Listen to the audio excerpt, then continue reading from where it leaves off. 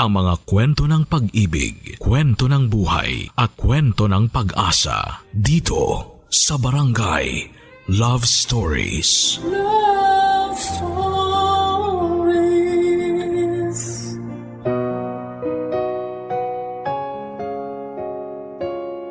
Wala nang masasaya pa sa isang inang nakikita kung paano nagtatagumpay sa buhay ang mga anak niya.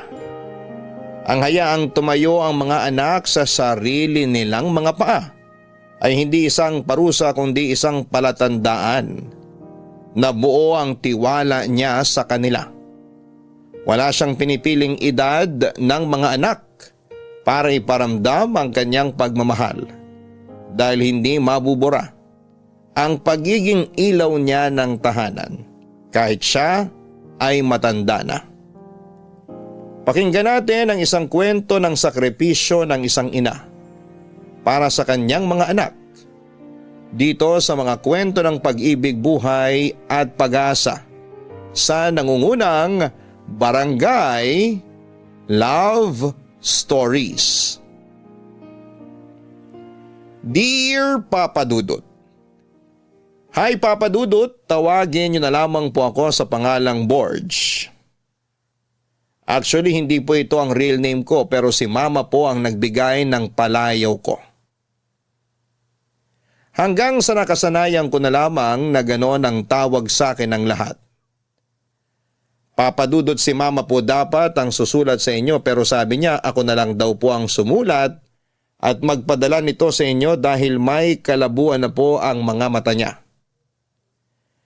May kakambal nga po pala ako Papa Dudut, bale identical twins po kami. Tawagin niyo na lamang po siya sa pangalang Kulot. Kasi kulot naman po talaga siya. Sigurado po akong makakarelate kayo sa buhay ng pagkakaroon ng kambal dahil ikaw mismo Papa Dudut ay meron kang kambal. Hindi naman po kami yung magkamukhang magkamukha. May palatandaan naman po sa amin pero hindi po yon basta-bastang nakikita.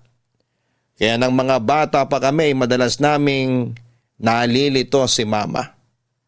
Ang kaso trying hard lang po talaga kami sa part na yon dahil kahit po yata mga lamang loob namin ay kabisado na niya. Noong nagsimula po itong ikukwento ko sa inyo, sa Albay pa po kami nakatira. At 2 years na po mula nang makagraduate kami ni Kulot sa kursong Mechanical Engineering. Pareho po kami ng gusto kaya wala nang nagawa si Mama kundi ang hayaan na lamang kami. Dahil hindi po kami kaagad nakahanap ng trabaho at kumbaga po ay wala pa sa isip namin na gamitin yung tinapos namin. Nakontento na lamang po muna kami sa paraket-raket. Tumutulong muna noon si Kulot sa talyer ng tito namin dahil malaki po talaga ang interes niya pagdating sa mga sasakyan. Ako naman ay nagpa-part-time food delivery rider muna. Wala namang problema yon kay Mama. Hindi niya kami pinilit na maghanap ng mga permanenteng trabaho at hindi niya kami pinipressure na dapat ay maging lisensyado na kami. Ni minsan din, Papa Dudut, ay hindi kami hininga ni Mama ng pera. Kaya parang nakampante kami noon na okay lang kahit medyo chill pa kami sa buhay. Pero syempre Papa Dudut, bago pa po mapunta sa kung saan itong kwento ko, ay focus po muna tayo sa bida sa ikukwento ko sa inyo na walang iba kung hindi si Mama. Mula nang maulila kami sa ama ay siya na po ang mag-isang nagtaguyod sa aming magkapatid. Bukod sa pagiging teacher niya ay nagtitinda pa siya ng kung ano-ano sa mga estudyante at co-teachers niya noon para may dagdag income para sa amin. Strikta si Mama at medyo may pagkatalakitok pero wagas naman po kung magmahal. At kasama na rin po doon ang pagdidisiplina niya sa amin mula noong mga bata pa kami ni Kulot. Nakakatuwa man pero hindi po namin makakalimutan yung maalamat na tsinelas ni Mama na parang biglang nagkakaroon ng pakpak kapag may nagagawa kaming kapalpakan. Pero sa kabila ng lahat ay mas nangingibabaw naman sa amin Yung pagmamahal kay Mama dahil ganon din naman siya sa amin, Papa Dudut.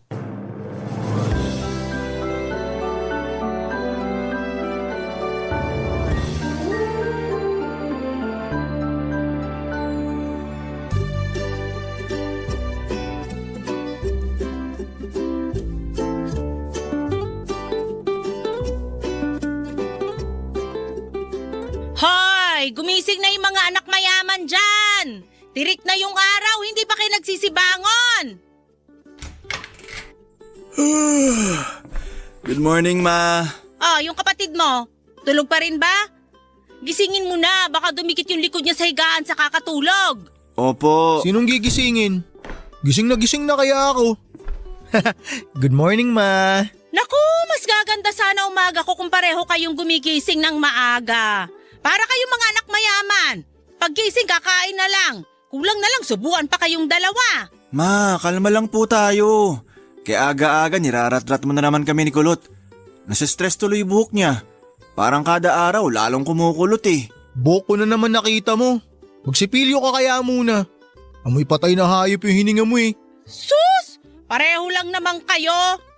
O siya, maupo na kayo nang makapag-almusal na tayo ng sabay-sabay. Ito talaga yung pinaka-paborito kong part pagkatapos mag-rap ni Mama. Diyan ka magaling. Basta pagkain. Sino ba naman ako para tanggihan yung luto mo, Ma? The best kaya lahat ng pagkain kapag ikaw yung nagluto. Kahit tuyo pa yung ihain mo. Ay, nako. Tigil-tigilan mo nga ako dyan sa pagiging sip-sip mo, Kulot. Baka araw-araw kitang hainan ng tuyo. Ma naman, baka magkasakit naman ako nun. Kung hindi ka magkakasakit, baka ako pa mismo manakit sa'yo. Hey, nakikita mo ba tong tsinelas ko? Ma, kailan po ba kasi magre-resign yung tsinelas mo na yan? Marami ng kasalanan sa amin yan eh. Ibig sabihin lang nun namumuro na kayo sa akin. Feeling ko magkakatroma na ako sa tsinelas mo, Ma. Baka kailangan ko na magpatingin sa... Nako, Borge, tigilan mo na ako dyan sa kaartehan mong yan. Baka mas lalo pa kitang puruhan kapag ginawa mo yon. Alam nyo, kung ayaw nyong mabato at mahampas ng tsinelas ko, magtino kayong magkapatid. Hindi naman porke kambal kayo, kambal din yung mga kalokohan nyo. Parehong-pareho kayo. Di naman ako papayag dyan, Ma. Hindi po kami pareho. Mas pogi kaya ako. Pogi raw. Amoy panis naman yung paa. Wow! Bakit ikaw? Mabango pa mo? Magyayabangan talaga kay sa harapan ko? Sorry, Ma. Sorry. Tapos ilang beses nyo pa rin namang uulitin. Mas mabuti pang hindi na lang kayo mag-sorry. Ipakita nyo na lang sa akin na hindi nyo na uulitin yung ganyang kabastusan sa harap ng pagkain. Akala nyo ba magandang tingnan na palagi ako naninermon sa inyo tuwing kakain tayo? Hindi na talaga mauulit, Ma. Kain na po tayo? O ikaw, Kulot, wala ka bang sasabihin? Meron po. Gutom na po ako, Ma. Ay, naku, ewan ko sa inyong dalawa. Ay, sige na, magsikain na kayo. Maghugas kayo na kinainan pagkatapos. Duty mo ngayon, Borge ah. Ha? Anong ako? Pagtatalunan nyo na naman yung paghugas ng plato. Kayong dalawa yung kikilo sa lababo. Wala nang duty-duty kung di nyo rin naman kayang sundin. Ako kaya lagi naghuhugas, Ma. Yang si Kulot parang ayaw mangulubot yung kamay niya eh. Kaya nga kayong dalawa na yung maghuhugas para may katulong ka na. Mula ngayon ganyan na yung gagawin nyo. Nagkakaintindihan ba tayo? Opo, Ma. Laging ganon ang eksena sa bahay namin tuwing umaga. Yung tipikal na sermon ng mga nanay, lalo na kapag tinatanghali ng gising yung mga anak niya. Ganon si Mama Papa Dudut. Bigla kaming nagiging mayaman sa paningin niya. Pero kahit na tinatalakan niya kami ay palagi namang may nakahandang masarap na almusal para sa amin ni Kulot. Papa Dudut, retirado na po si Mama pero kahit wala na siyang trabaho ay nakakatanggap pa rin naman siya ng pensyon. Ginagamit niya yung nakuha niya noong nag-retire siya para gawing puhunan sa tindahan. Kaya kahit na hindi na siya nagtuturo ay kumikita pa rin siya. At kahit minsan ay hindi nang hingi sa amin ng pera. Nag-aabot naman kami sa kanya minsan pero hindi naman niya tinatanggap. Kaya para hindi siya makatanggi, inuunahan na lang namin siya sa pagbabayad ng bills sa bahay. Papa Dudut, hindi nagbago yung paraan ni Mama ng pagdidisiplina sa amin. Hindi naman niya kami sinasaktan ng sobra Pero kapag nakikita na namin siyang hinuhubad yung tsinelas niya, natataranta na kaming magkapatid. Hindi lang dahil takot kundi dahil alam namin na may nagawa na naman kaming mali at ayaw na ayaw yon ni Mama. Kapag nasa mood naman siya ay nakikipagbiruan din siya sa amin. Balanse lang po kumbaga. Pero minsan ay pumapasok din sa isip namin kung paano kaya kapag kinailangan na namin ni Kulot na magtrabaho sa malayo. Para sa amin ay mahirap yon pagdesisyonan, Papa Dudut. Kamusta naman kayong dalawa? Si Mama talaga oh. Makatanong parang di tayo araw-araw magkakasama rito. Palagi nyo rin po kaming nakikita. Araw-araw ko nga kayong nakikita at nakakasabay kumain pero hindi na kayo nagkukwento sa akin kagaya ng dati. Kaya gusto ko ring malaman kung kumusta ba kayo sa ginagawa niyong magkapatid. Kung ayos lang ba kayo sa trabaho niyo. Ganun lang naman dapat kasimple magkwento pero mukhang kinalimutan niyo na. Porke ba mga binata na kayo? Bilis mo naman magtampo, Ma. Eto na, magkukwento na. Bale, Ma, may inaplayan po kasi kami ni Borge. Mabuti naman kung ganon. Pero teka, natanggap na ba kayo? Nagpasa pa lang po kami, Ma. Para naman magamit na namin yung pinag-aralan namin ni Kulot. Maganda yan. Pero, wag nyo sanang isipin na pinipressure ko kayong magkapatid. Kung komportable pa kayo ngayon sa pinagkakakitaan nyo, wala namang problema sa akin. Wala kayong obligasyon na payamanin ako o kung anuman. Basta maayos kayo, maayos na rin ako. Alam mo, Ma, ang daming mapapasana all kapag nakilala ka ng iba pang mga anak. Yung iba kasi, ginagawang retirement plan yung mga anak nila. Wala namang problema ron kung gusto rin ng anak na tulungan yung mga magulang nila. Paano kung hindi nila gusto, Ma? Hindi na natin problema yon, anak. Ang mahalaga kung ano tayo dito sa pamilya natin. Basta ako, sigurado ako na wala na akong ibang mahihiling kundi makita kayong nagtatagumpay sa buhay. Pero Ma, kahit hindi ka po humiling sa amin, magkukusa kami ni Kulot. At wala ka pong karapatang tumanggi kasi itatakwil ka namin. Tama! Sus! Pinagtulungan niyo pa ako? Siguraduhin niyo munang matatanggap kayo sa inaplayan niyo bago niyo isipin yan. Matatanggap naman po siguro kami, Ma. Ang tataas kaya ng grades namin ni Kulot. Masama rin naman masobrahan ng kumpiyansa. Baka ang ending yan, lagapak kayong dalawa. Hindi naman po kami ganun, Ma. Alam naman po namin ni Kulot yung mga limitasyon namin sa mga bagay-bagay. Gaya ng palagi niyong binibilin sa amin. Mabuti naman at may natatandaan kayo. Pero teka, saan ba yung inaplayan niyo? Uy, ikaw na magsabi. Ha? Bakit ako? Nagturuan pa kayong dalawa. Tinatanong ko lang naman kung saan, ano bang kinatatakot nyo? Teka, huwag nyo sabihin illegal yung pinasukan yung dalawa. Kumalma ka, Ma. Matino pa naman pag-iisip namin ni Kulot, kaya wala kayong dapat alalahanin. Legal po yung papasukin naming trabaho. Promise, hindi po kami makukulong doon. Ay, mabuti naman. Baka atakihin ako kapag napano na kayong dalawa. Bago pa mapunta sa kung saan tong usapan natin, saan nga kayo nag-apply at hindi nyo masabi-sabi sa akin? Sa Maynila po, Ma. Habol po kasi namin yung experience doon, Ma. Tsaka di ba po, taga ron si Tito?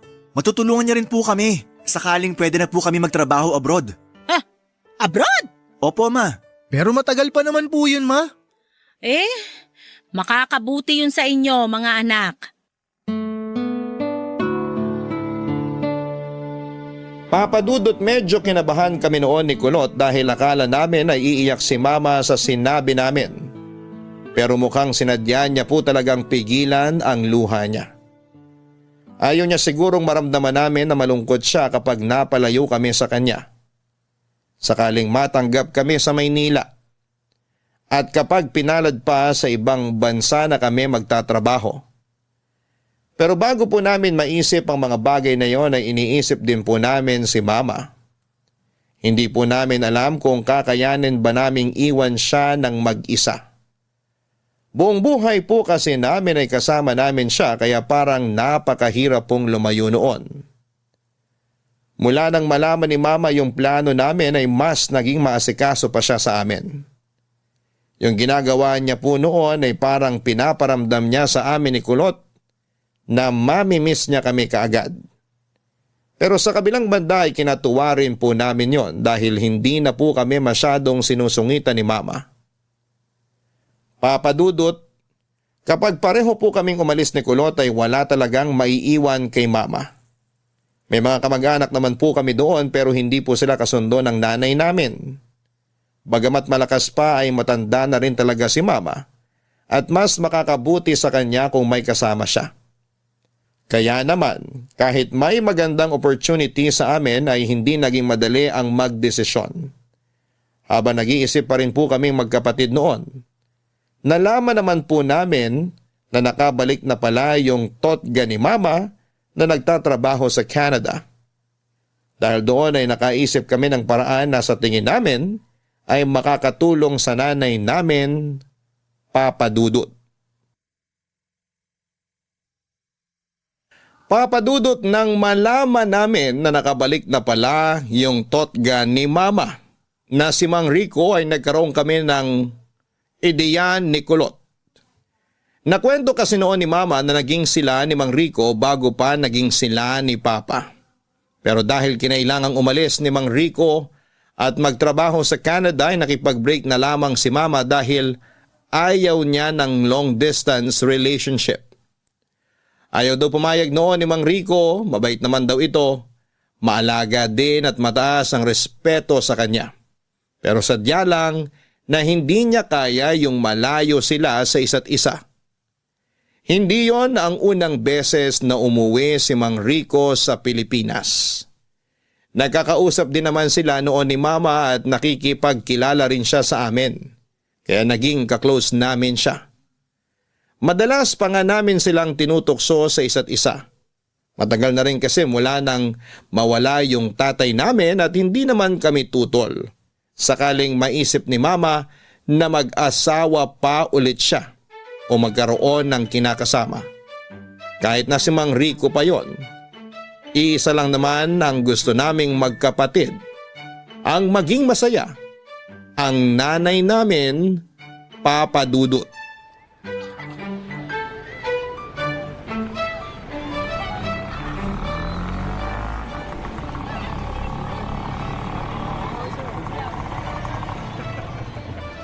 Aba, sakto.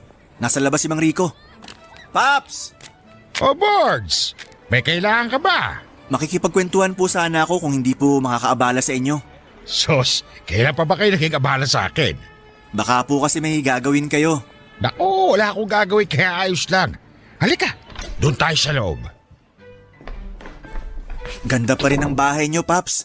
Nakikita ko yung pinsan nyo kapag naglilinis dito.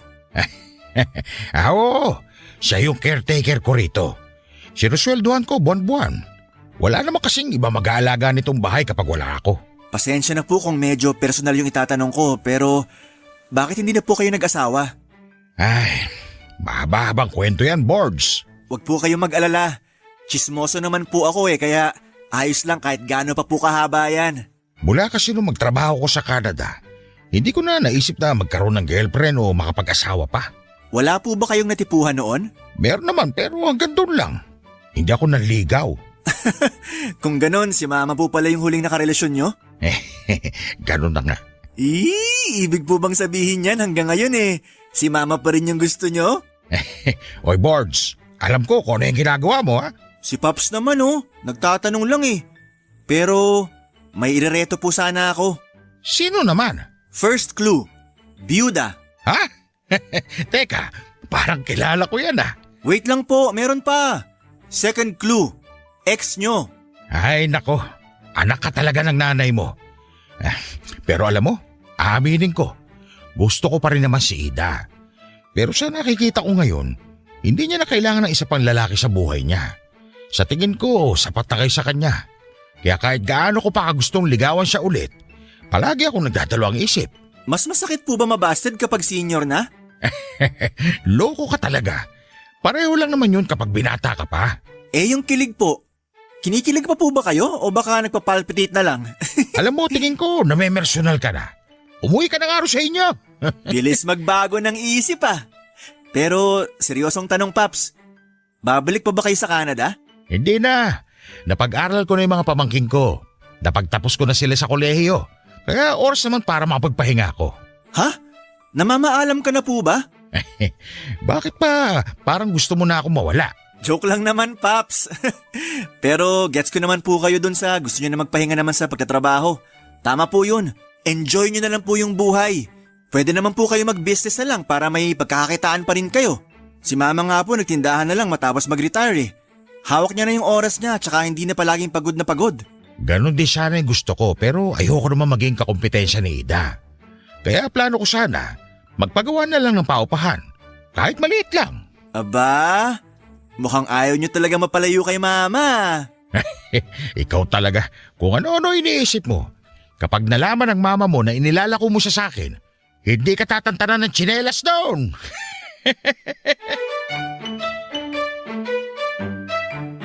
Papadudot bagamat may pag-aalangan pa si Mang Rico na ligawan si Mama ay natuwa pa rin ako.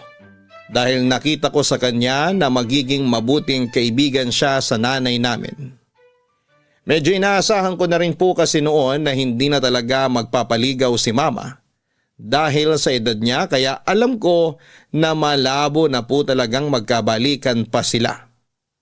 Pero dahil okay naman silang dalawa at pareho nang nakamove on sa nakaraan nila, naisip ko pong imbitahan si Mang Rico sa amin para maghapunan.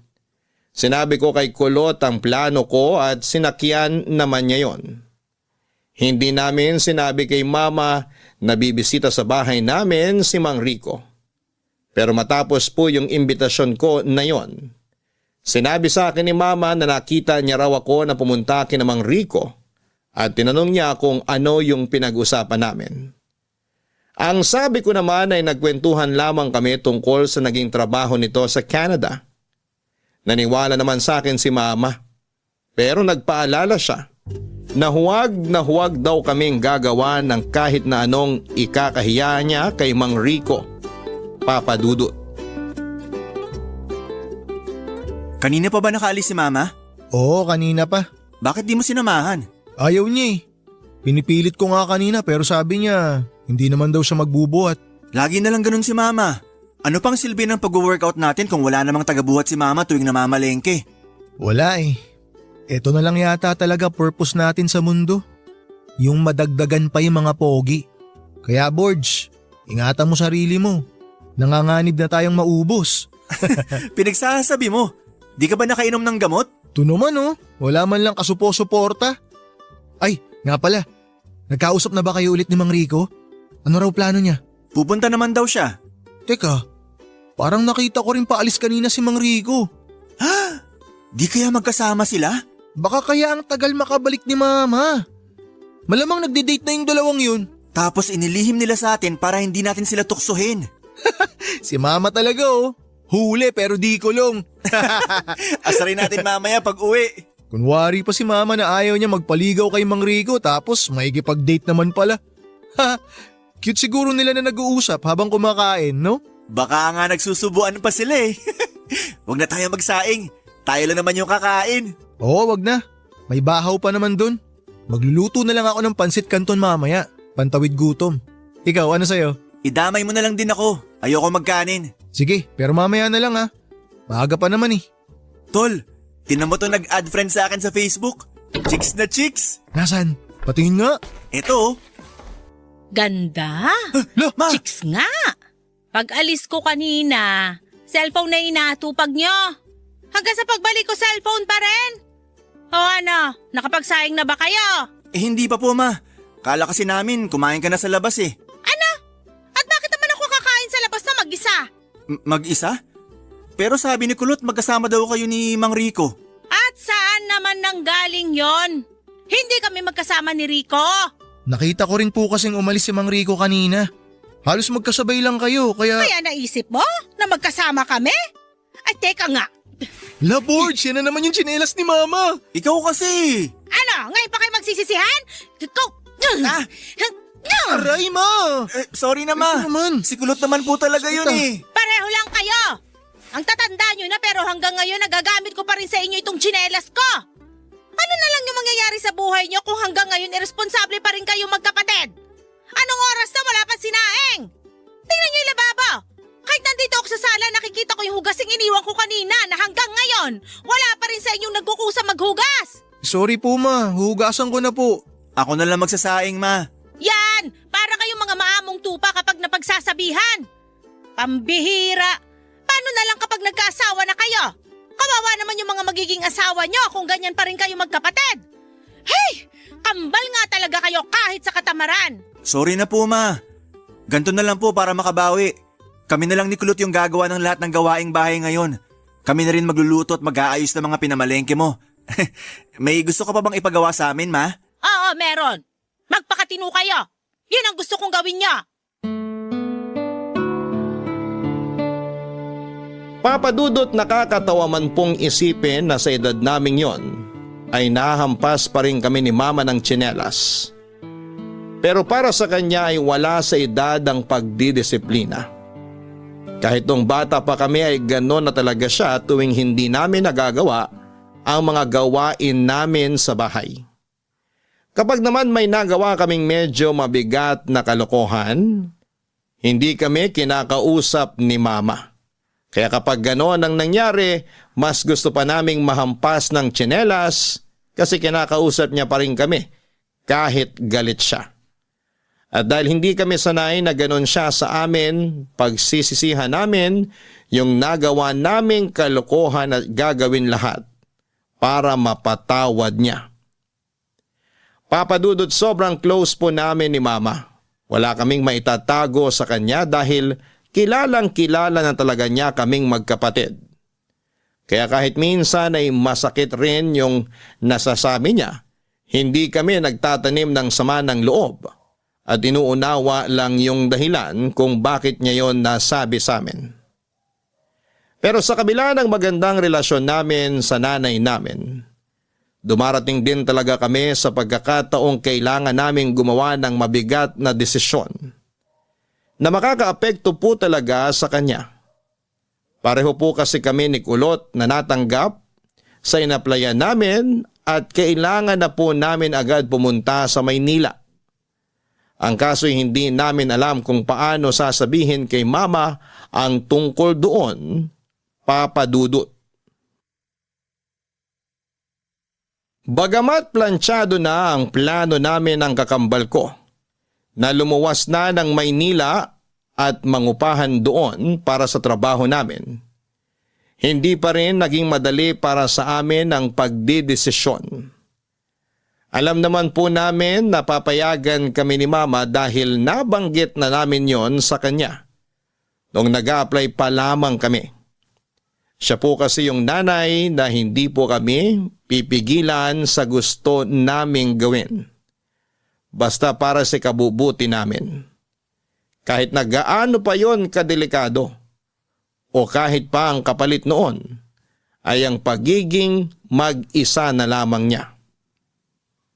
Bago namin sabihin kay mama na kailangan na naming umalis, nag-isip muna kami ng paraan para hindi siya maiwang mag-isa. Gustuhin man namin kumuha ng kasambahay para may kasama siya. At katuwang sa mga gawaing bahay ay alam naming hindi siya papayag. Sa kabila kasi ng edad niya ay ayaw niya nang wala siyang ginagawa. Siya ang mas nakakaalam ng mga bagay-bagay sa bahay kaya hindi niya yon inaasa sa ibang tao. Tumutulong na lang kami sa kanya sa mga mabibigat na gawain. Kaya para hindi niya maramdaman na mag-isa na lamang siya sa pag-alis namin ay sinubukan namin ni Kulot na paglapitin ulit sila ni Mang Rico, papadudot.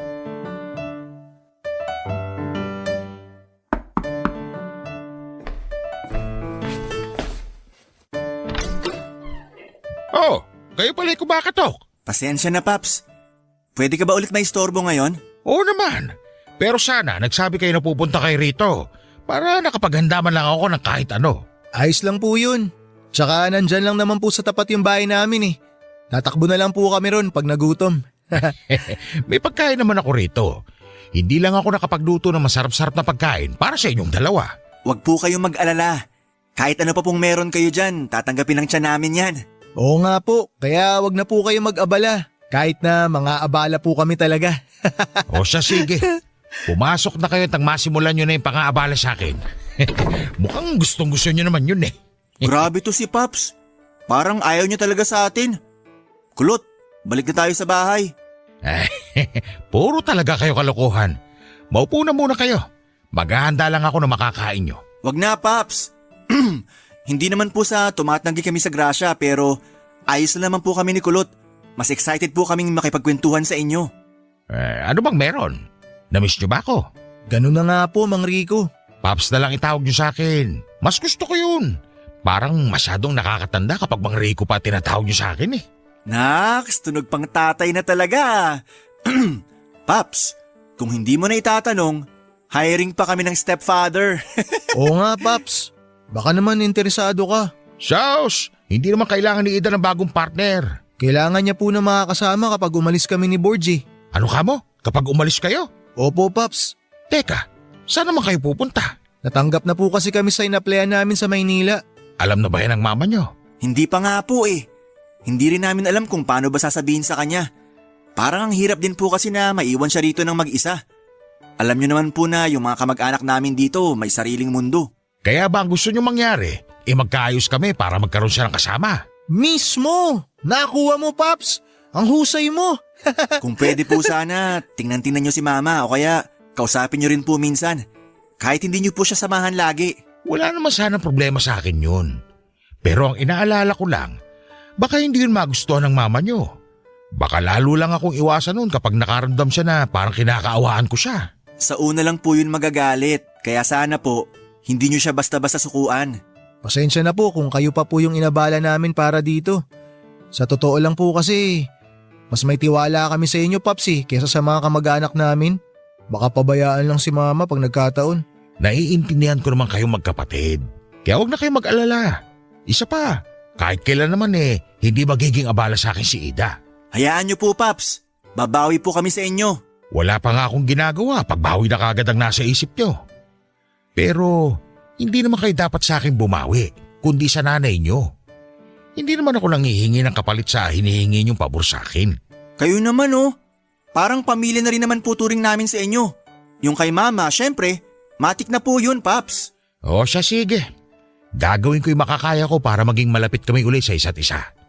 Para mas madali ko siyang makumusta at masamahan kapag siya na lang mag-isa sa bahay nyo. Basta, magpakatino kayo sa papasukan nyo sa Maynila. Walang problema, Paps. Papadudot, hindi namin pinakawalan ang oportunidad na nagbukas sa amin dahil yun na lamang ang tanging paraan para makatulong kami kay Mama. Lagi naman po niyang sinasabi na hindi namin kailangang bumawi o ibalik sa kanya yung mga naging sakripisyo niya. Pero gusto po naming maranasan niya yung wala nang inaalala dahil kami naman ang bahala. Kaya naman matapos naming kausapin si Mang Rico ay nakahinga kami ng maluwag dahil alam namin na may mapapakisuyuan na kami para i-check si Mama habang wala kami. Papadudot, kahit mahirap dahil malayo-layo ang Maynila, nagplano kami noon ni Kulot na umuwi sa bahay tuwing linggo para makasama si Mama. Pero naisip din po namin na baka ikagalit niya yon dahil bukod sa magastos sa pamasahe, ay matagal-tagal din yung biyahe. Parang naririnig na po agad namin ang mga sermon ni Mama. Siguradong sasabihin niya na magseryoso kami sa trabaho at hindi kung ano-ano ang inaatupag. Humanap kami ng tiyempo para sabihin sa kanya na aalis na kami. At nang magkaroon kami ng pagkakataon, hindi na kami nag-alangan pa. Hindi naman po siya nagalit. Ipinakita pa nga niya kung gaano niya kasuportado yung gagawin naming magkapatid. Pero kahit na hindi niya sabihin, alam din po namin na sa loob-loob ni Mama ay nalulungkot din siya dahil mapapalayo na kami sa kanya, Papadudot.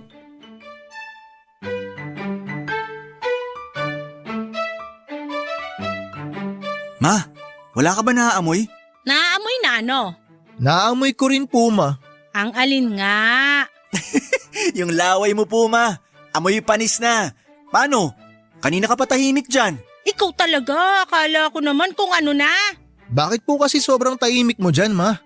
Iniisip mo po ba yung pag-alis namin ni Borge? Oo. Sa lagay nyo na yan, maiiwasan ko bang hindi mag-alala? Malalaki lang kayo pero para pa rin kayong mga bata. Wala na magluluto ng pagkain nyo ron. Ma, kaya naman po namin magluto. Marunong din naman po ako magsaing. Ako rin po ma. Marunong na po ako magpakulo ng tubig. Sa tingin mo, hindi ko alam yon. Pansit Canton lang naman ang kaya mong lutuin. Kaya lalo kang nakukulot eh. Ma, wala naman pong kinalaman yung pansit canton sa pagkakulot ng buhok ko eh. Meron. Doon kita pinaglihi. Hindi naman po totoo yung lihi na yan. Kasi nga hindi ka naniniwala. Anak, baka naman gusto mong mag-aral magluto ng ibang pagkain. Baka kapag hindi nakapagluto si Borge, palagi na lang instant noodles yung kakainin mo. Sakit ang aabutin mo ron. Naku ma, ako na pong bahala dyan kay Kulot. Pagsabihan mo siya palagi kapag puro pansit canton at cup noodles yung kinakain niya. Kung kaya mo ipagluto mo na lang. Total, ikaw naman yung mas matanda sa inyong dalawa. Makasabi naman si mama ng mas matanda. Minuto lang naman ang pagitan namin ni Borge. Kahit na, mas matanda pa rin siya sa'yo. Dapat nga kuya yung tawag mo sa kanya eh. Hayaan nyo na po ma. Ayos lang naman po sa akin kahit di niya ako tawaging kuya. Ay, yung mga damit nyo, wala na maglalaba. Hindi naman kayo marunong maglaba ng kapatid mo. Basic lang yan ma. Pwede naman kami magpa-laundry. Naku, ay paano kayo makakaipon yan? Dapat marunong na kayo sa mga ganyang kasimpleng gawain. Hindi sa lahat ng panahon ay makakasama nyo ako. Gaya niyan, mapapalayo na kayo sa akin. Hindi sa lahat ng pagkakataon may nanay na sasalo ng mga bagay-bagay para sa inyo. Sorry po ma. Hindi ko kailangan ng sorry nyo. Mas kailangan kong mapanatag na maayos kayong dalawa at kakayanin nyo mag-survive ng kayong dalawa lang. Kailan ba alis nyo? Sa Sabado po sana ma. O sige, habang di pa kayo nakakaalis, tuturuan ko muna kayo. Maglalaba tayo mamaya at bukas naman ng umaga, tuturuan ko kayong magluto ng ulam nang hindi nyo na kailangang gumastos ng malaki. Matatanda na kayo, kaya dapat alam nyo na mag-budget ng pera nyo. Hindi na yung kagaya rito na unlimited ang supply nyo ng pagkain dahil sa tindahan ko. Kapag naubusan kayo ng pera doon, malaking problema yon. Kaya dapat pag-isipan nyo muna ng mabuti bago kayo gumastos. Noted po ma. Noted ka pa dyan. Tapos pagdating naman doon makakalimot ka na rin agad. Hay! Borge, alam kong kahit papano ay marunong ka na mag-budget.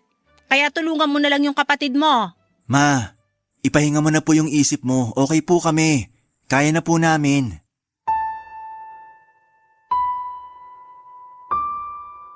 Papadudot na tuloy po ang pag-alis namin ni Kulot. Nangupahan po kami sa Maynila at gaya po ng inaasahan namin. Hindi pumayag si mama na bisitahin namin siya kada linggo. Ayos na raw sa kanya na kahit na isang beses lang sa isang buwan kami umuwi, basta palagi kaming tatawag sa kanya para hindi siya masyadong mag-alala.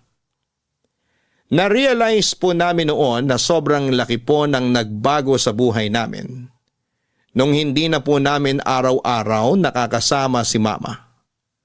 Malaking adjustment po ang ginawa namin dahil nasanay po kami na si mama agad yung makikita tuwing uuwi kami ng bahay.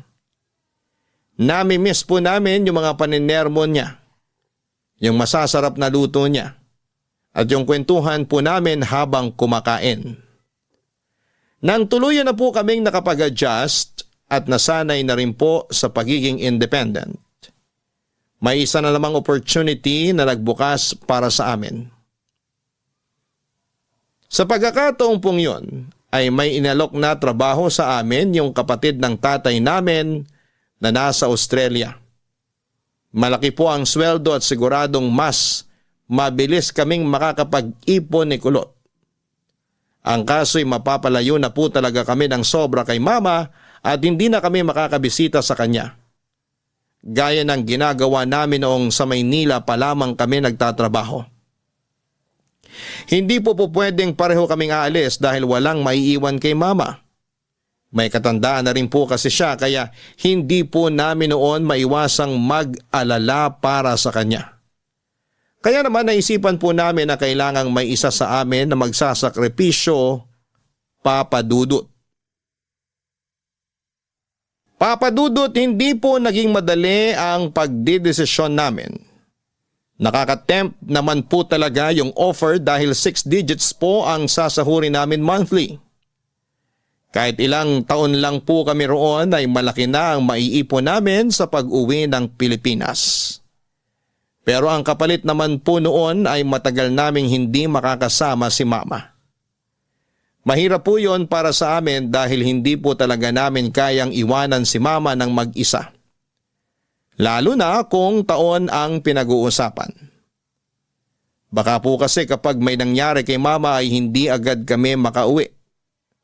Kaya naman naisip ko po noon na kung may kailangan mang magsakripisyo sa amin ni Kulot ay ako na lamang ang maiiwan kay mama. Matagal naming pinag-isipan yon, Papa Dudut. Pareho naming gusto na makapagtrabaho sa ibang bansa at kumita ng malaking pera. Pero pareho rin naming gusto na makasama si mama. At habang gulong-gulo po yung isip namin noon, sa kung ano ang dapat namin gawin ay nalaman namin ni Kulot na sinusubukan pala ulit ni Mang Rico na manligaw sa nanay namin. Nalaman po namin yon noong sabay kaming umuwi ni Kulot sa bahay at narinig ang pag-uusap ni Mama at ni Mang Rico sa sala, Papa Dudut.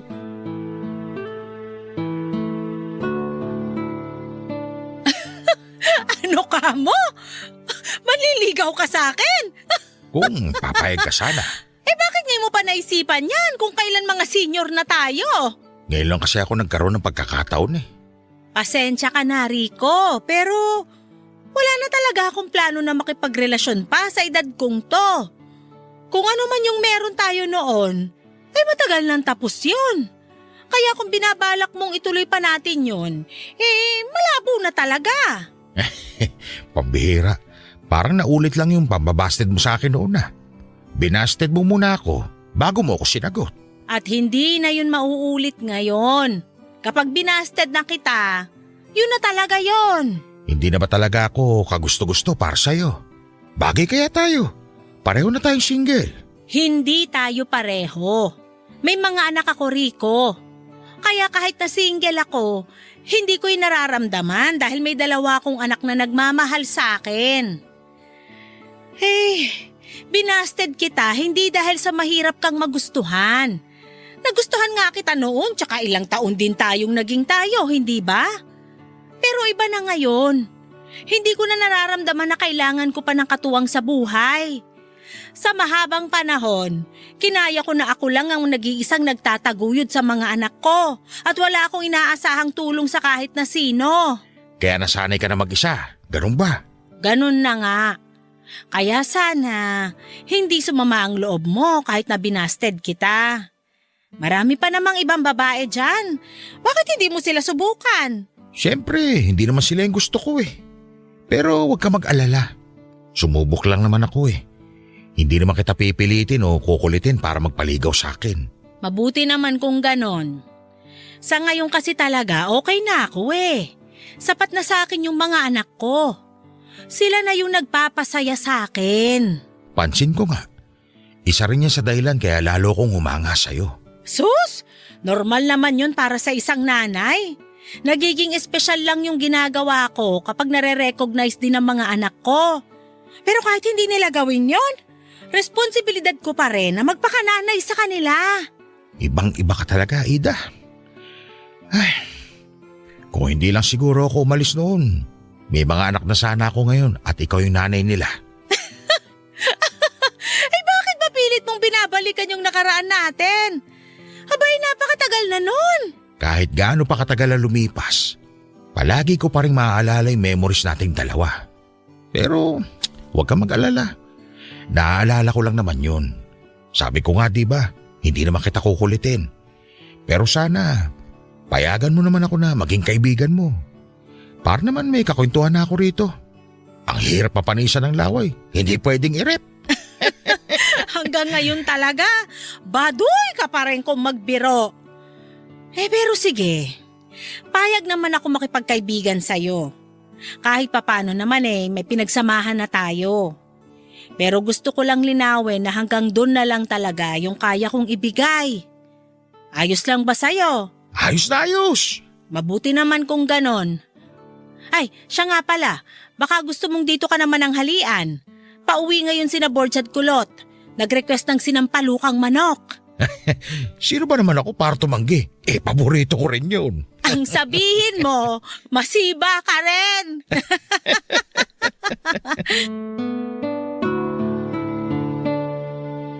Papadudot na touch po ako noon sa mga narinig ko mula kay Mama. Ni minsan po talaga ay hindi niya inisip na utang na loob namin sa kanya yung buhay namin. Palagi niyang sinasabi na kagustuhan daw nila ni Papa na mabuo kami, kaya responsibilidad nila na buhayin at gabayan kami hanggang sa kaya na naming tumayo sa sarili naming mga paa. Pero dahil maaga kaming iniwan ni Papa ay siya na lamang ang mag-isang gumawa noon para sa amin. At tuwing naiisip ko lahat yon ay hindi po ako nangihinayang na pakawalan yung magandang oportunidad sa ibang bansa. Nag-usap naman na po kami noon ni Kulot at nangako siya. Natutulungan na lang niya ako kapalit ng pagsasakripisyo ko. Bago mag-asikaso ng mga requirements si Kulot ay nagpa siya kaming mag-set up ng date kung kailan namin kakausapin si Mama. Pero ang ending, hindi na kami humanap ng tiyempo dahil pwede naman namin siyang kausapin sa kahit na anong araw. Nag-ipon lang po talaga kami ng lakas ng loob dahil alam din namin na may posibilidad na magalit si Mama sa ginawa naming desisyon, Papa Dudut. Borge, ikaw na magsabi kay Mama. Bakit ako? Ikaw naman yung aalis eh. Lapitan mo na kaya habang hindi pa siya natutulog. Natatakot ako eh. Ay, ako na nga. Ma, Bakit? may sasabihin sana po kami. Ano yon? Sabihan niyo ako rito.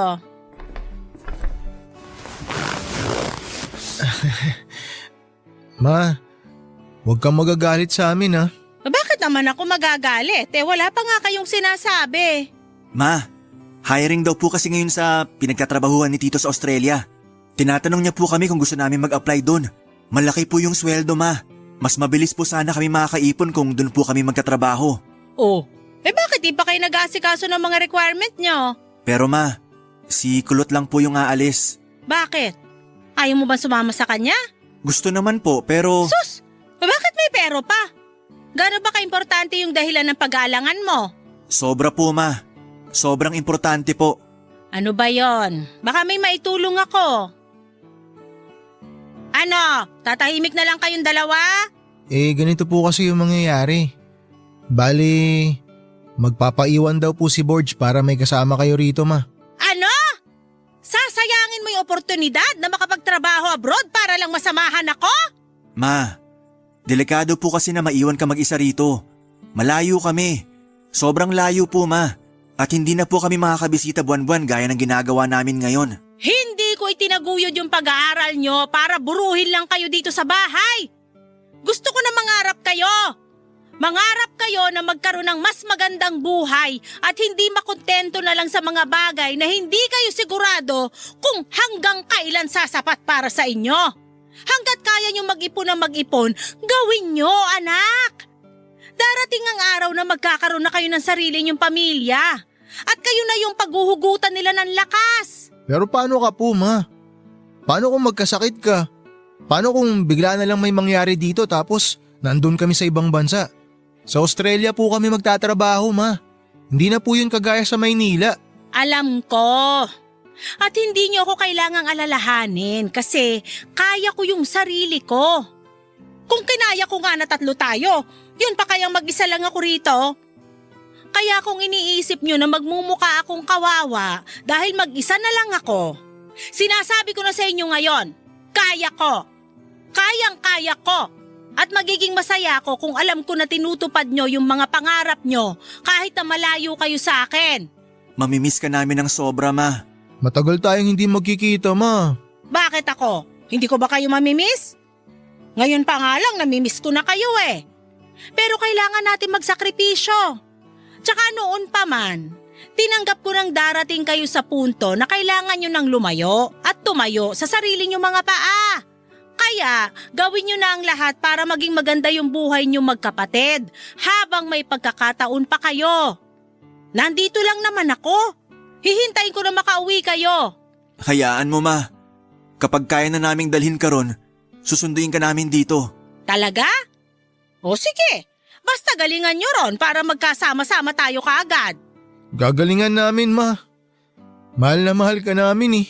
I love you, ma. Naku, kayo talaga. Pahihiyakin nyo pa ako eh. Pero sige na, mahal ko rin kayo. Kahit naman hindi ko sabihin yun, alam nyo na yun eh. Ay, mag-iingat kayo ron ha. Itatakwil ko kayo pag hindi nyo iningatan yung sarili nyo.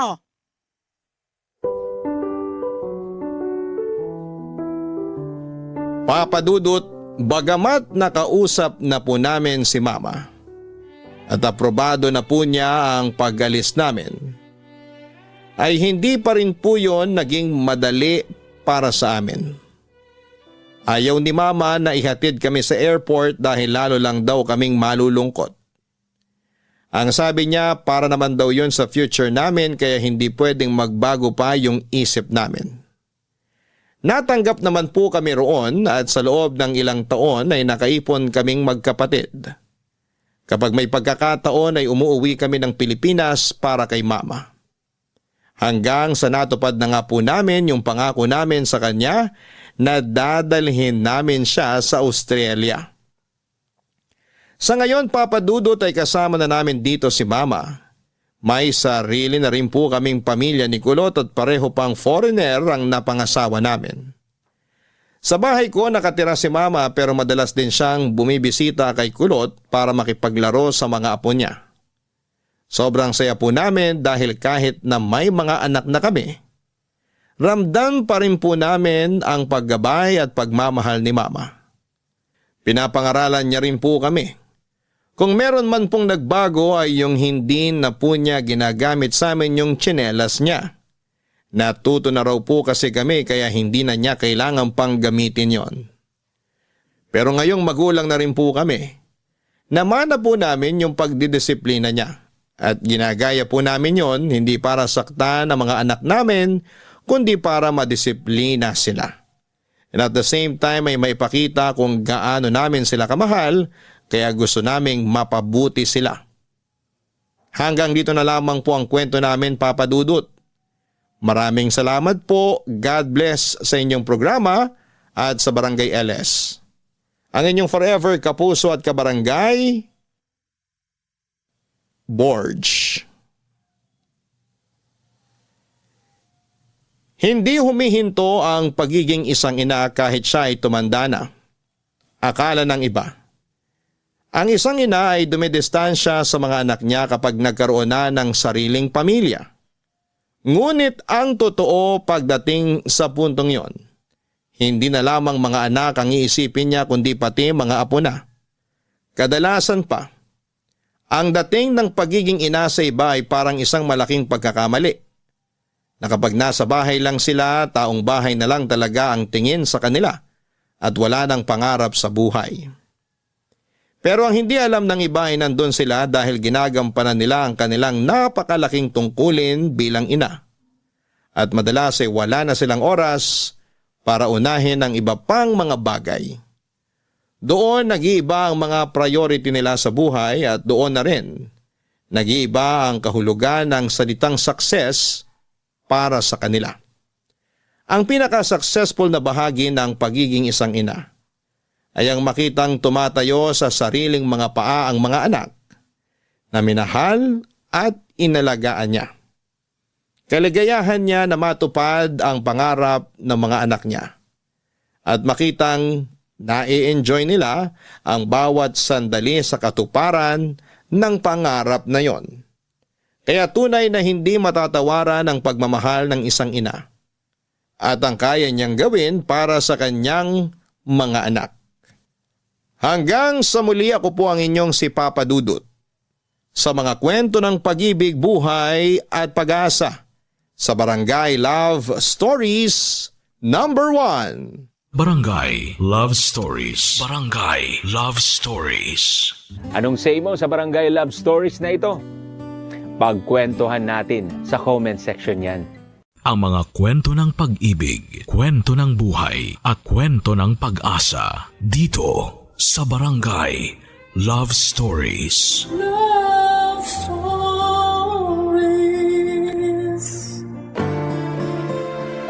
May mga tao na kinakasabikan tayong makitang muli. Gaano man katagal o kaiksi ang panahon na nagkahiwalay. Subalit may mga tao na nanaisin mo nang hindi na namang makita kahit na sobrang tagal nyo nang hindi nagkasama. Ikaw kabarangay, sino ang taong gusto mo at ayaw mo nang makita? Dear Papa Dudut, kumusta po kayo at ang mga tagapakinig ng Barangay Love Stories? Nais ko pong ibahagi ang kwento ko at sana ay kapulutan din po ng aral. Ako po si Milet, 39 years old na sa kasalukuyan at nangyari ang kwento ko noong 25 years old pa lamang ako. 14 na taon na ang nakakalipas. Matagal na po ang kwento ko pero gusto ko rin po sanang maibahagi.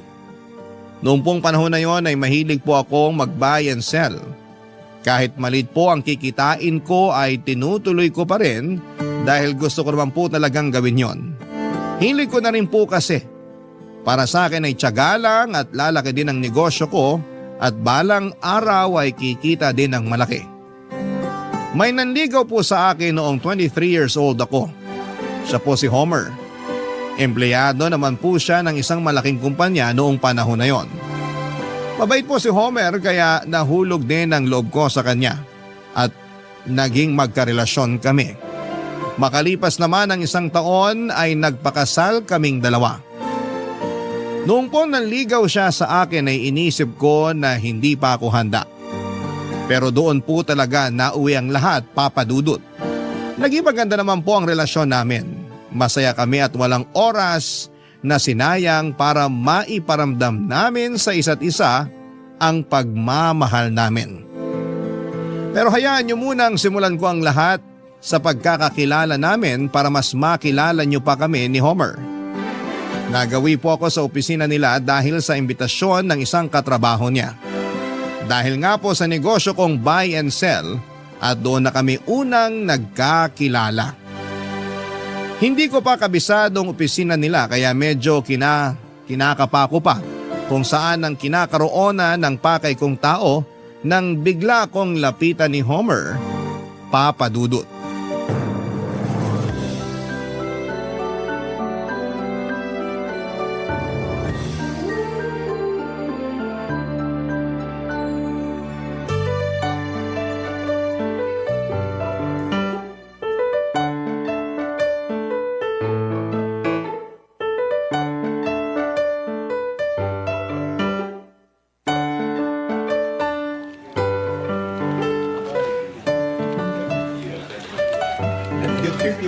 Hello, Ha?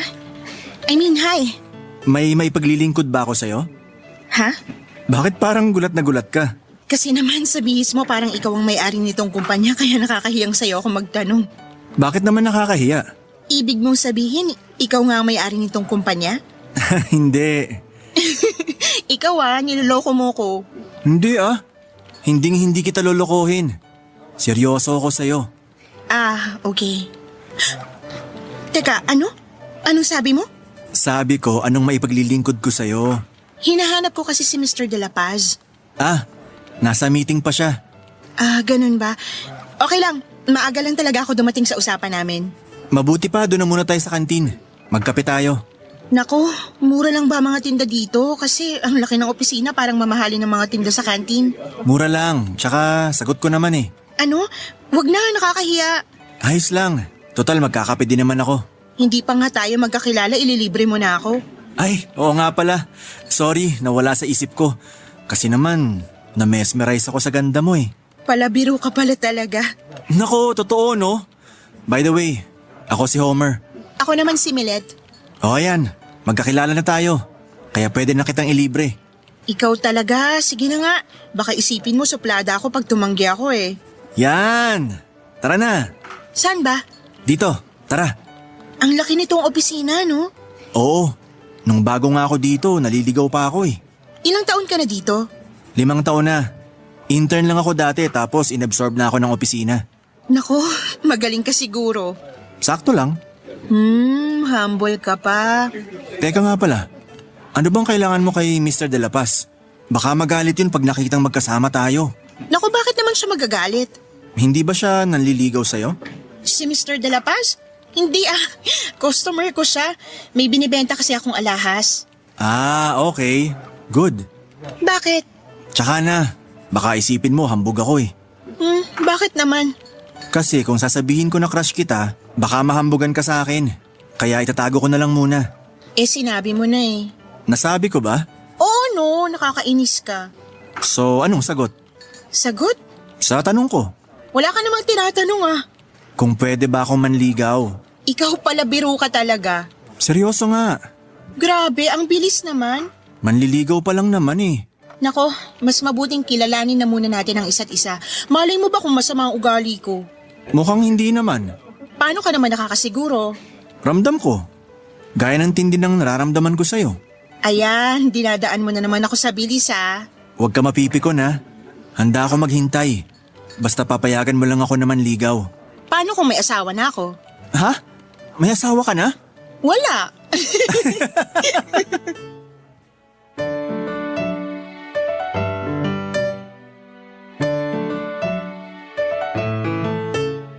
Papadudot nakipagkwentuhan lamang ako kay Homer noong araw na yon kasi nakakahiya naman na hindi ko siya pansinin o iwasan ko siya dahil wala naman siyang ginagawa sa akin.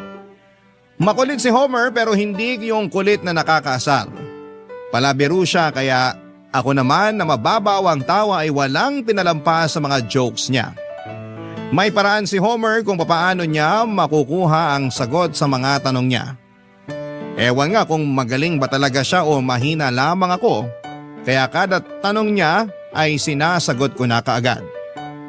Hindi doon natapos sa mga usapan namin ni Homer, Papadudot, dahil tinanong niya kaagad kung pwede daw ba siyang dumalaw sa amin. Ako naman kahit nagdadalawang isip ay napa-oo. Sa kanya tinanong kung saan ako nakatira. Late ko na naisip na naisahan niya ako kasi dapat tinanong niya muna kung saan ako nakatira bago siya nagtanong kung pwede ba siyang dumalaw. Pero hinayaan ko na lamang kasi masigasig talaga si Homer. Habang tumatagal ay mas nararamdaman ko naman na totoo siyang tao. Hindi siya manloloko dahil lahat ng sinabi niya ay tinupad niya, Papadudot. Masaya ako sa tuwing kasama ko siya. Ilang buwan din ang lumipas at walang nagbago kay Homer. Hanggang isang araw, nangyayain niya akong lumabas, Papadudot.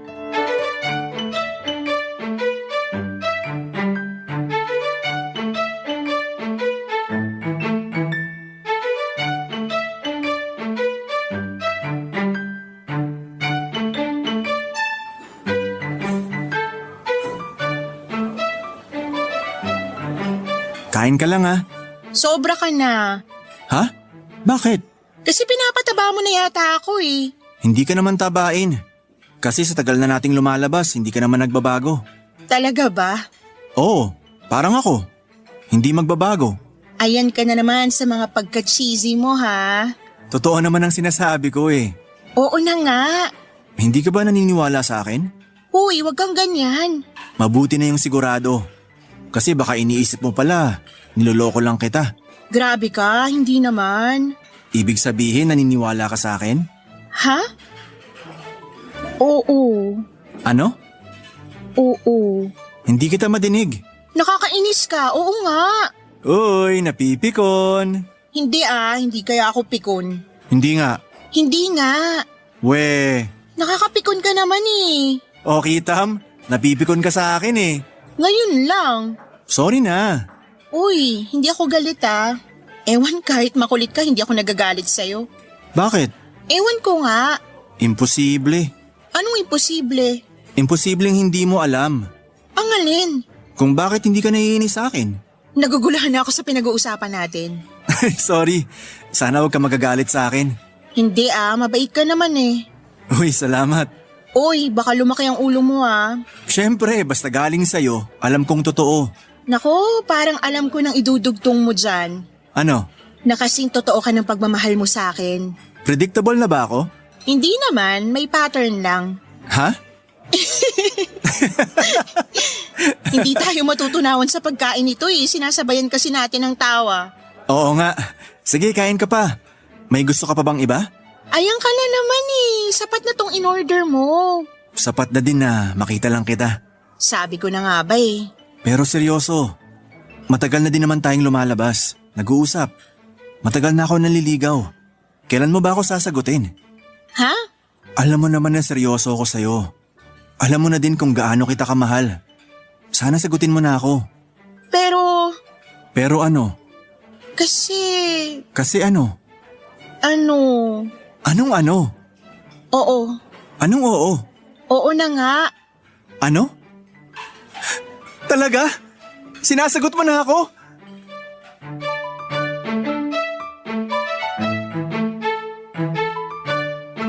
Papadudot nahiya ako bigla kasi napasigaw si Homer nang sagutin ko siya. Pero sa totoo lang, sa loob-loob ko ay pareho lang kami ng nararamdaman. Masayang masaya din ako nang sagutin ko siya. Mahal ko na talaga si Homer at wala akong duda doon. Matapos ang araw na yon, kung dati ay magkasabay lamang kaming maglakad. Nang mga sumunod na pagkikita namin, ay hinahawakan na niya ang kamay ko habang naglalakad. Hindi na ako naiilang kasi sinagot ko na naman siya, Papa Dudut. Pero matapos ko siyang sagutin ay umakyat na ang level ng mga tanong ni Homer. Sa totoo lang ay hindi na nga tanong kundi pagyayaya na. Gusto na ni Homer na magpakasal kami. Gusto na niya na magsama na kami, Papa Dudut. Sa pagkakataon na yon, kahit na sobrang mahal na mahal ko na siya, ay sinabihan ko siya na pag-isipan ng mabuti ang bagay na yon at huwag kaming magpadalos-dalos. Medyo nalungkot siya pero hindi naman siya nagalit. Masaya pa din kami noong buong araw na yon. Nakapamasyal, nakakain at nakapagkwentuhan. Pero hindi ko akalain noong gabi na yon ay may iba palang iniisip si Homer. Hindi ko napansin pero ipinasok pala niya ang kotse niya sa loob ng isang motel. Nasa loob na kami ng motel nang mapansin ko, una ay nagulat ako. Natakot at saka nakaramdam ng galit. Papadudot na sampal ko si Homer at saka ako dali-daling lumabas ng kotse niya at naglakad papalabas sa lugar na yon. Papadudot. Barangay Love Stories. Barangay Love Stories. Hindi ko akalain na ipapasok niya ako sa lugar na yon nang hindi man lamang ako tinatanong. Papadudot, kahit mahal na mahal ko siya ay nakakagalit na parang wala siyang respeto sa akin. Hindi porke sinagot ko siya ay kasama na yon sa pag-oo ko sa kanya, Papadudot. Siguro sobrang nagulat din siya sa sampal ko kasi noong lumabas ako ay ang tagal niya bago humabol sa akin. Siguro napahiya din siya sa ginawa niya. Papadudot, nagmakaawa si Homer noon at humingi ng tawad. Hindi ako kumikibo at wala naman akong ginagawa o sinasabi pero siguro sobrang guilty niya ay napaiyak siya habang humihingi ng tawad. Ramdam ko ang pagiging sincero niya sa paghingi ng tawad kaya dahil na rin siguro sa pagmamahal ko sa kanya ay pinatawad ko siya, Papadudot. Bumalik kami sa kotse at umalis sa lugar na yon. Hindi pa din tumigil si Homer sa paghingi ng tawad at nagmamakaawa na huwag akong magalit sa kanya. Para matapos na ay sinabi ko ang laman ng dibdib ko. Sinabi ko ang galit ko at saka ko sinundan ang pagsasabi na hindi namin dapat gawin ang bagay na yon hanggang sa hindi kami nakakasal. Sumang-ayon naman si Homer habang humihingi pa rin ng tawad sa akin, Papa Dudut.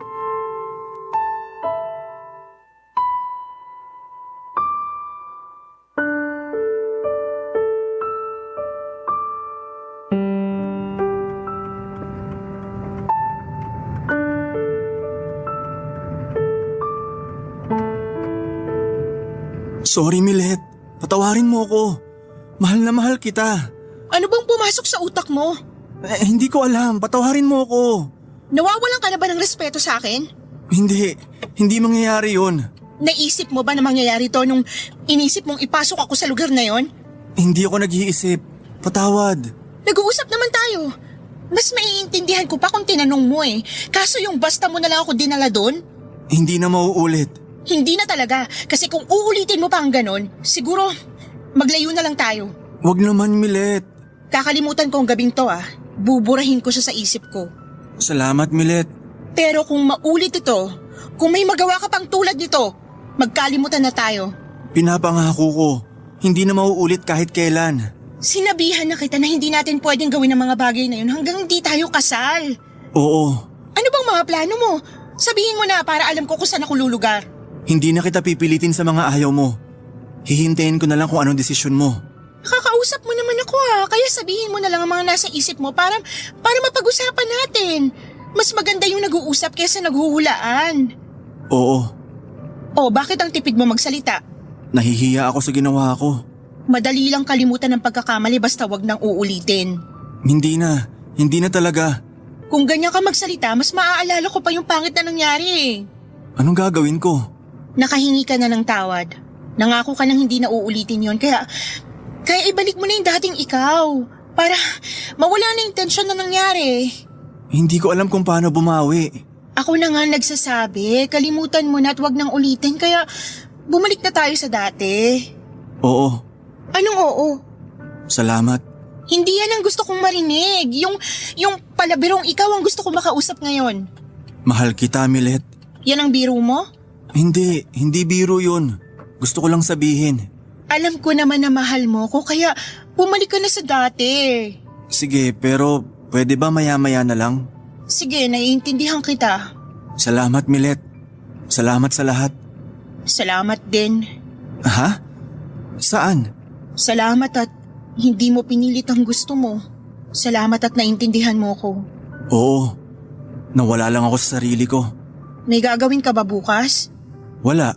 Punta tayo ng simbahan. Anong ibig mong sabihin? Anong ibig kong sabihin? Anong gagawin natin sa simbahan? Magsuswimming. Ha? Natural magsisimba kasi linggo bukas. Akala ko. Ano naman yung akala mo? Wala. Sabihin mo na kasi baka yan na ang dahilan ng ikakagalit ko. Kasi Ano? akala ko magpapakasal na tayo eh. Ano?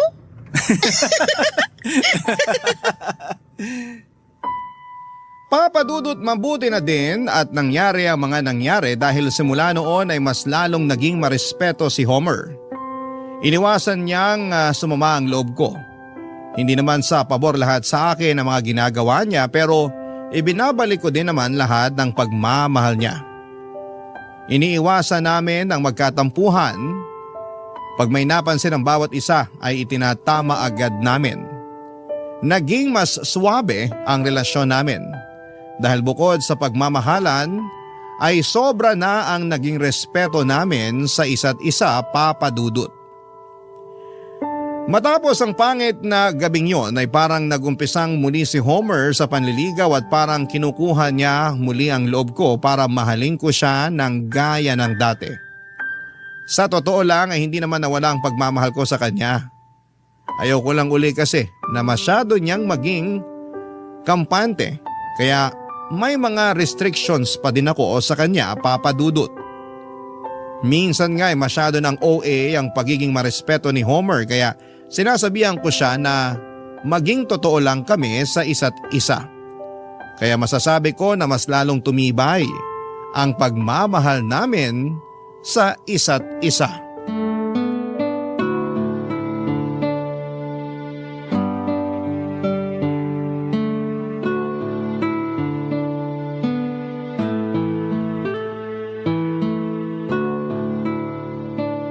Okay ka na ba? Oo, Tara na. tara.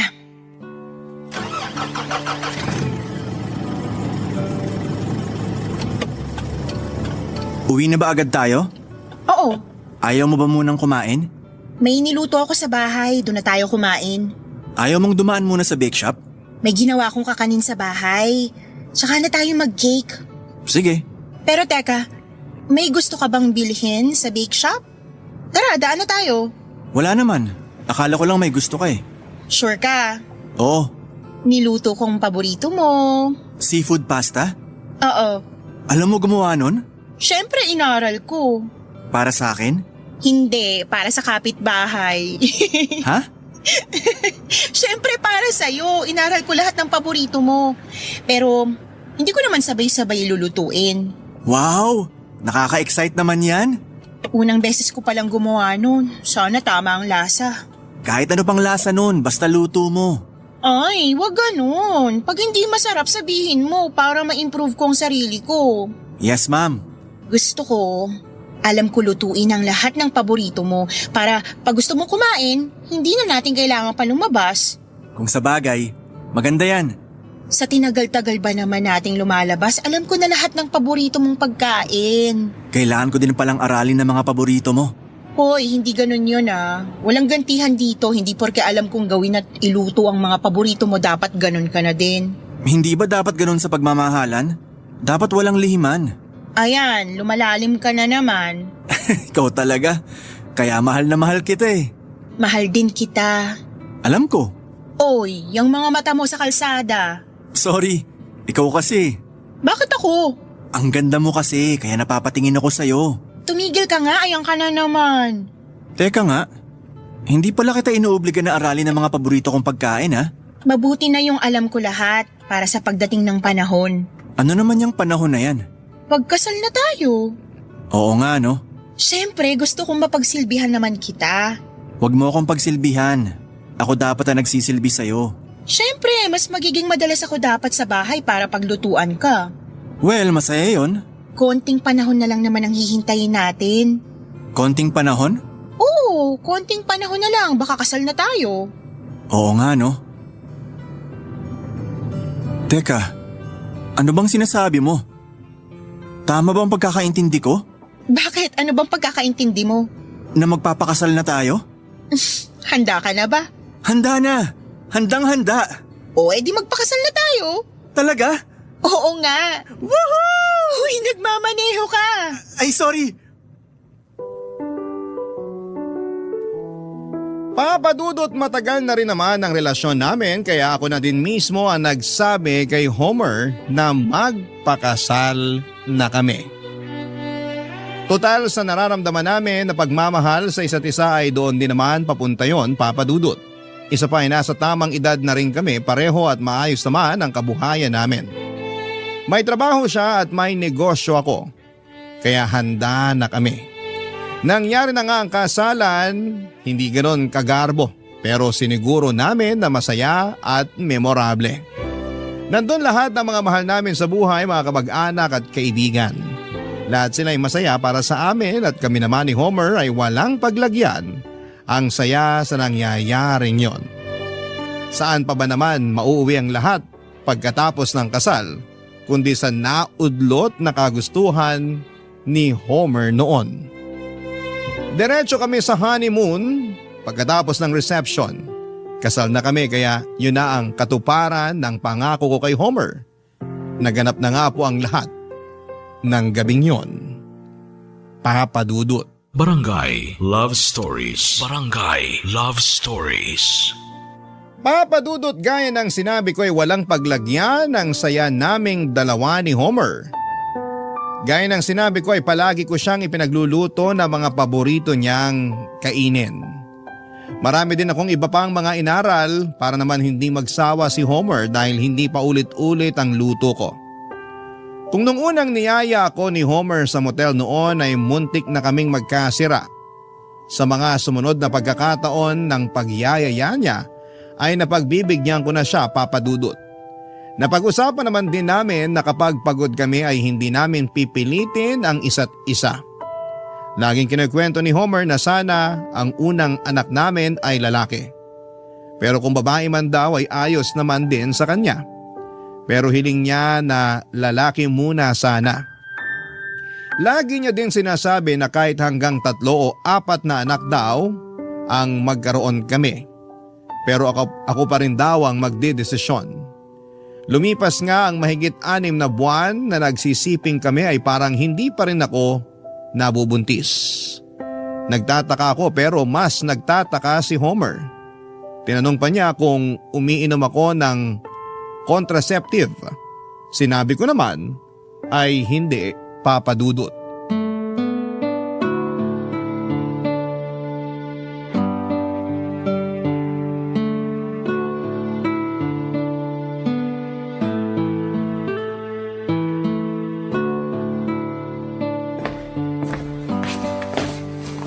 Milet, mag-usap nga tayo. Tungkol saan? Tinatanong mo pa. Sandali, Homer. Galit ka ba? Hindi ko alam, sabihin mo sa akin. Hindi kita maintindihan. Anong hindi mo maintindihan? Teka nga, ang gulo ng usapan na to. Tungkol saan ba to? Tungkol sa'yo. Ano? Ano bang ginagawa mo? Ano ba, Homer? Huwag mo nga akong lituhin. Ano bang sinasabi mo? Sige, wala akong sasabihin. Ikaw, may sasabihin ka ba? Sasabihin ano? Please naman, Milet, umamin ka na. Ano bang aaminin ko? Sabi mo dati walang lihiman. Wala nga akong nililihim sa'yo. Akala ko mahal mo ako. Mahal kita. Sinusumpa ko yan. Bakit mo pinipigilan ang gusto ko? Wala akong pinipigilan. Kung maaari nga lang lahat ng sabihin mo, oo na lang ako. Kaso minsan kailangang humindi. Ayun, Ano? Anong ayun? kaya pala ayaw mo kong pagbigyan. Homer naman, seryoso ka ba o kinukulit mo na naman ako? Mukha ba ako nagbibiro? Diretsuhin mo na ako. Bakit hindi ka pa nagbubuntis? Ha? Anong ha? Bakit? Hindi ko din alam, Homer. Anong hindi mo alam? Hindi. Niloloko mo ba ako? Hindi.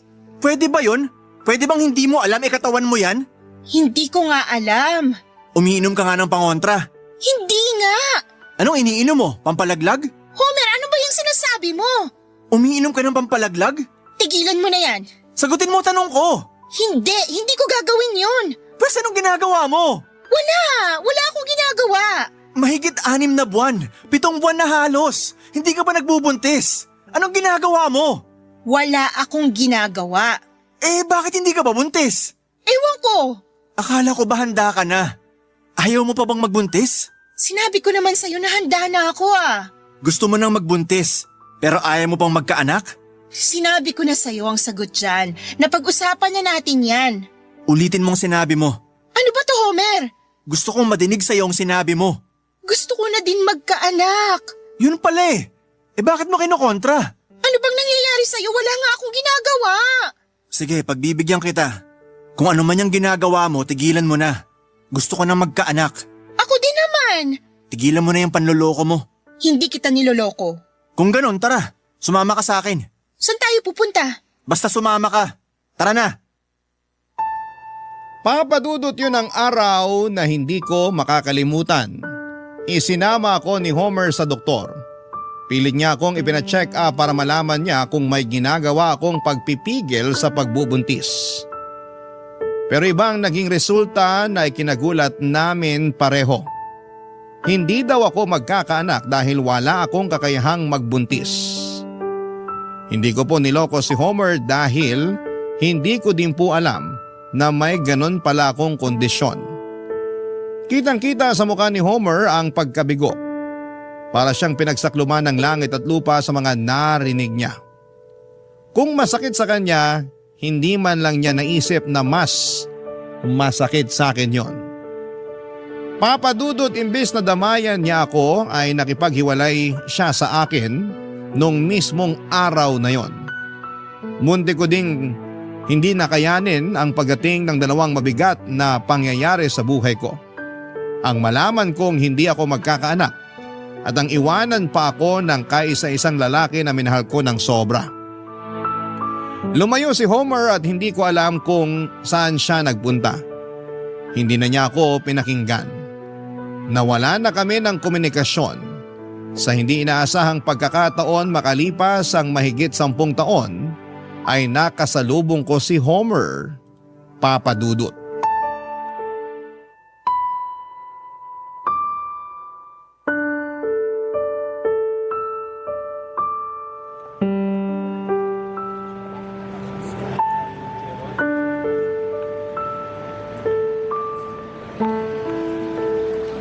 Milet?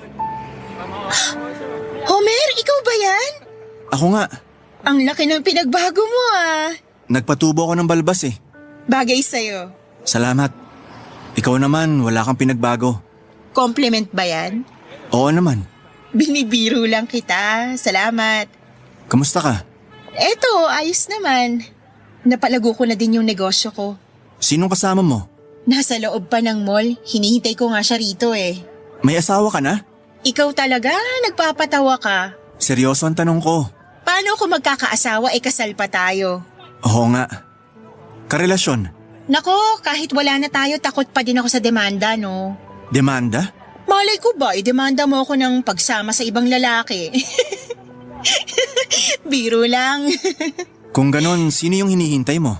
Hindi ko siya asawa o karelasyon. 10 taon lang siya, no? Pasensya ka na sa tanong ko ha. Ano ba? Ayos lang yun. Ikaw, may nakarelasyon ka ba? Ha? Anong ha? Huwag mong sabihin na offend ka sa tanong ko. Kasi kanina nung tinanong mo ako, sinagot ko ng diretsyo. Hindi naman. So wala din. Meron. O nasan siya? Wala. Nasa ibang bansa. Ah, okay. May anak na kayo? Oo. 2. Masaya ako para sa'yo. Salamat. Saan ka pupunta ngayon? May bibilhin lang sa loob. Naku, nakakaabala na yata ako sa'yo. Hindi. Matagal din na di tayo nagkita. Masaya akong nakita uli kita. Ikaw talaga? Ikaw ang nang iwan. Ako, nandito lang naman ako. Hoy, bakit ka malungkot? Biro lang yung sinabi ko ha. Walang sarcasm doon. Galit ka pa ba sa akin? Nagalit ako, oo. Pero kung galit pa ba ako? Di na? Matagal na. Salamat. Patawarin mo ako sa nagawa ko dati. Hindi kita masisisi, pero sana naintindihan mo na din na hindi kita niloko. Hindi ko din alam ang kalagayan ko noon eh. Naiintindihan ko na. Kaya, wag ka nang malungkot dyan. Bilib ako sa'yo. Bakit naman? Nakuha mong patawarin ako kahit sobrang masakit ang ginawa ko sa'yo. Oh, ayan ka na naman. Babalik na naman tayo dyan. Kalimutan na nga natin yun. Salamat ulit. At paulit-ulit akong humihingi ng tawad. Okay na, move on na tayo. Teka, saan ka pala nanirahan nung umalis ka? Una sa probinsya ako nagpunta. Tapos ng ibang bansa ako.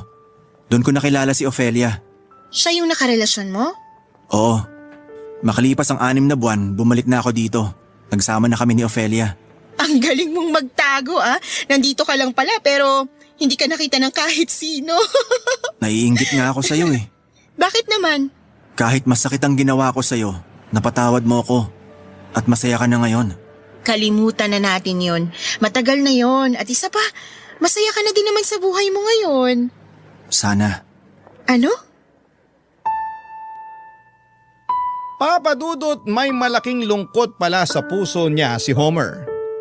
Kaya pala nasa ibang bansa ang nakarelasyon niya ay iniwan siya.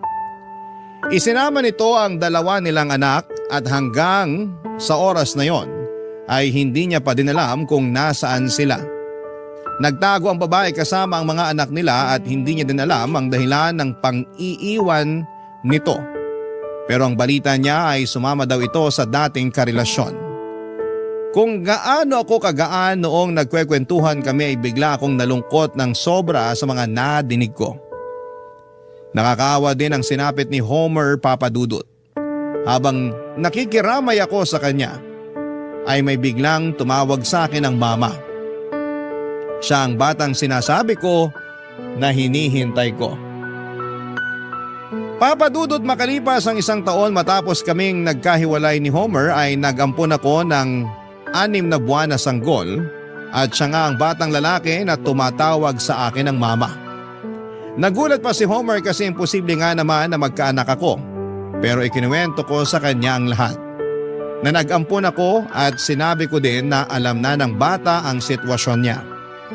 Dahil para sa akin ay mas magandang walang nililihim sa bata. Pero hindi naman nagbago ang lahat. Kahit na inampung ko lamang siya ay para niya akong tunay na ina. Nakita ko ang paghanga sa akin ni Homer sa mga nadinig niyang kwento. Pero isang tanong ang ikinagulat ko at hindi ko inaasahan. Tinanong niya kung pwede daw ba kaming magkabalikan. Hindi ko alam ang sasabihin nung una pero mas maganda talaga ang maging diretsyo at totoo.